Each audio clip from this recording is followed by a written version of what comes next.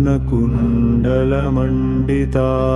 सुवर्णमुक्ता भूषिता रक्ताम्बरधरा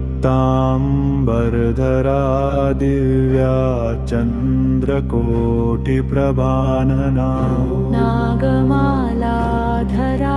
शुभ्रा शान्तस्वरूपधारिणी ध्यानामि त्वां महादेवी मन्दोदरी मनोहरा स्तोत्रम्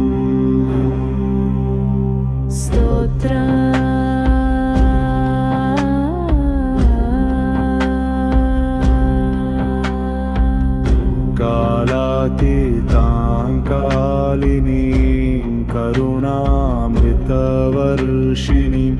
भवभयविनाशिनी मन्दोदरीं नमाम्यहम् वेदवेदनाभारहारी शोकसन्तापहारिणी मङ्गलप्रददात्री त्वां नमामि भक्तवत्सला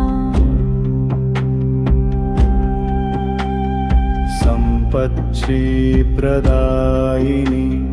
नागमाला विभूषितां रक्षारूपां जगदत्रीं मन्दोदरी नमोऽस्तु ते चन्द्रवदनाम्बुजां देवीं सौन्दर्यार्णवसागरां नित्यशुद्धा निराकारां भावयामि हृदि स्थितां भक्ताभीष्टप्रदां नित्यानन्दरसवर्षिणी अनन्तशक्तिस्वरूपिणी वन्दे त्वां परमेश्वरी यः पठेत् श्रद्धया भक्त्या मन्दोदरीस्तवामिदं तस्य सन्तोषसम्पत्तिः भवेत् सर्वार्थसिद्धिदा ॐ चन्द्रे महादेवी